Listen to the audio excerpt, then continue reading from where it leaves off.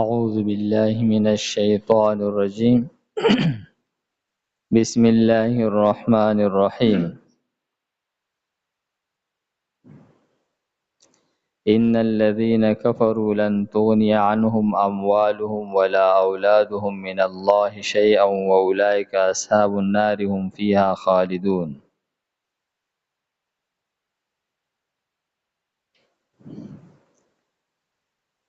مخکې آیت مبارکه کې وفرمایل چې ځینې اهل کتاب مؤمنان دي او زیات په دوی کې فاسقان دي.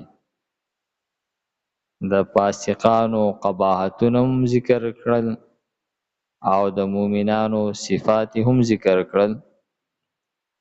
بیا د مؤمنانو د پاره بشارت بیان کړلو. نو اوس په دې کې دغه فاسقانو اهل کتاب د پاره تخویف بیانېږي. فرمای ان الذين كفروا، یقینا کوم خلکو چې کفر کړی دی، لن تغنیا هرگز بدفن کی عنهم د دوینا عذاب د الله تعالی، اموالهم مالون د دوی، ولا اولادهم او نا الواد د دوی. یهود او نصرانیان دوی چونکې د مال په اعتبار سره هم خو او په الواد په اعتبار سره هم ګڼو. نو ځکه یو فرمیل چې ستاسو دغه مالونه به ستاسو په هیڅ کار رانشي او نه به ستاسو د الواد ستاسو نه د الله تعالی د عذاب دفع کی، بلکې تاسو ته به دغه عذاب در رسیږي. فرمای ولا اولادهم او نه به د الواد د دوی نه دفع کی من الله د عذاب د الله تعالی نه شیئا سشی، و اولئک اصحاب النار او دا د دوی د آخرت د پاره تخویف ته چې په دنیا کې په دوی باندې عذاب راتلونکی دی او په آخرت کې خود دوی جهنم ځای دی. هم فیها خالدون، دغه جهنم کې به دوی همیشه د پاره وي. مثل ما ينفقون، دی آیت مبارکه کې د یو شبهه جواب ورکول کېږي. چیرې ډیر کافران داسي چې هغوی خپل مال خرج کوي په ډیر موزون او ښه ځایونو کې، نو دوی چې د خلکو مدد کوي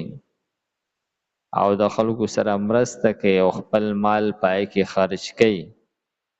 نو دغه نیکی به څه کېږي؟ دا خو یو نیکی ده،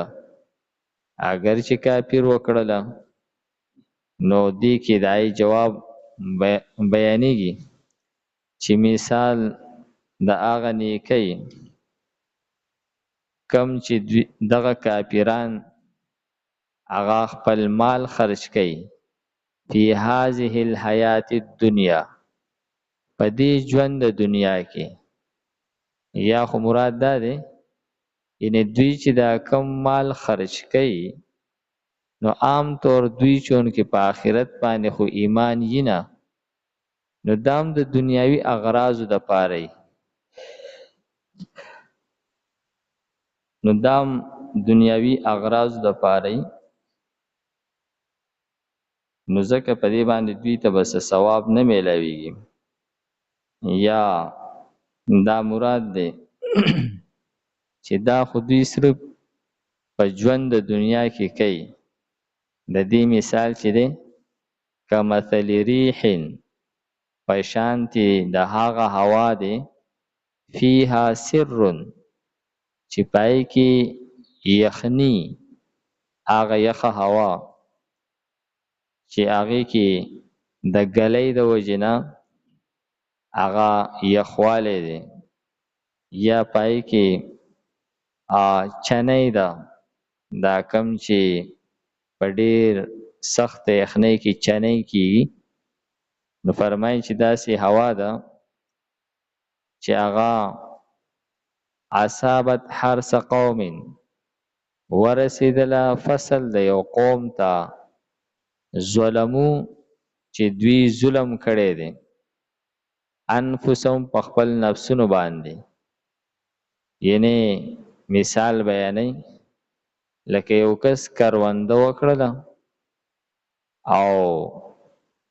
کرونده یې وکړله د کروندې د اصولو مطابق یې وکړله، اوس دا ده چې هغې ته ډیر زیات یخه سیلۍ ورسېدله، ګویا چې دا موسم د ډیر سخت یخنۍ و او چنۍ وغیره پې وشوله، او بیا د هغې د وجې نه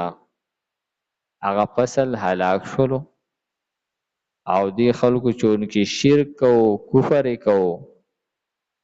نو د دوی د دغه شرک او کفر د وجې نه د دوی دغه فصل ضایع شولو. نو دغه شان دا کافران چې کم هغه خپل مال خرج کوي د خلکو په ښېګړو کې، نو دغه مال هم دغه شانتې برباد شي لکه څنګه چې د دې ظالمانو فصل برباد شي. او یا دلته کې د ظلمونه مراد دا دی چې دوی فصل وکرلو او دوی ظلم کړو، د موسم خیال نه وساتلی، فصل یې بې وخته کرلی او د هغه غلطۍ د وجې نه اگر چې دوی په تخم باندې هم پیسې ورکړې وي او ځمکه یې ماړولې وه په هغې هم پیسې ورکړې وي او دغه شانتې دوی هغه په سر او په نور شیزونو باندې هم ښه پیسې ورکړلې، نو پیسې خرج کړلې، خو دغه وه چې کرونده یې بې موسمه کړې وه، نو هغه څه چې کرلي وو هغه راونه ختل.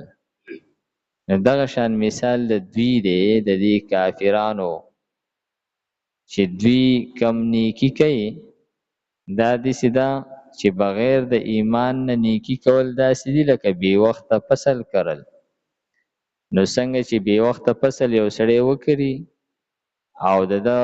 مال ضایع شي او پیدا ورته میلاو نشي، دغه شانتې بې ایمانه خپل مال په ښېګړو کې خرج کول دا خپل مال هسې ضایع کول دي. نو فرمایي چې په دې باندې دوی ته څه ثواب نه میلاویږي، لکه څنګه چې دې زمیندار ته د دغه فصل کرلو د وجې نه هغه څه میلاو نه شول او فصل یې ضایع شولو. وما ظلمهم الله، او ظلم نه دی کړی په دوی باندې الله تعالی، ولکن انفسهم یظلمون، لیکن دوی په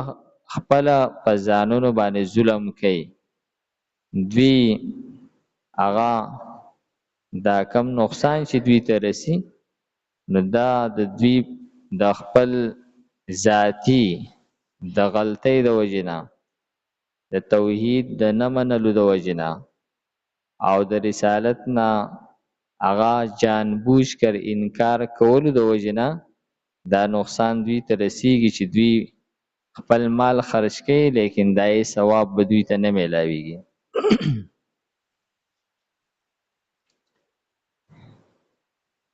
ان الذين كفروا، یقینا ها کسان چې کفر کړی دی، لن تغنیا هرگز دفع بنکی عنهم د دوینا اموالهم مالونه د دوی، ولا اولادهم او نه الواد د دوی، من الله د عذاب د الله تعالی نه شیئا څه شی،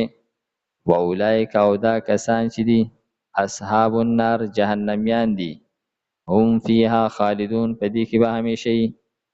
مثل مثال ما د هغې ينفقون چې دوی خرج کوي فی هذه الحیات الدنیا په دې ژوند د دنیا کې، کمثل ریح په شانتې د هوا دی، فیها په دې کې سر یخني ده، اصابت چې ورسی حرث قوم فصل د یو قوم ته ظلمو چې ظلم یې کړی دی انفسهم په ځانونو باندې فاهلکته نو هلاک کی دغه فصل لره وما ظلمهم الله او ظلم نه دی کړی په دوی باندې الله تعالی ولکن انفسهم یظلمون بلکې دوی په ځانونو باندې خپل ظلم کړی دی. الحمد لله رب العالمين والعاقبة للمتقين والصلاة والسلام على خير خلقه محمد وآله وأصحابه أجمعين. پروردگار موږ ته د قرآن پاک سمجھ بوج را نصیب کړي، د مرګ د مخکې د عمل کولو توفیق راکړي. وصلى الله تعالى على خير خلقه محمد وآله وأصحابه أجمعين برحمتك يا أرحم الراحمين.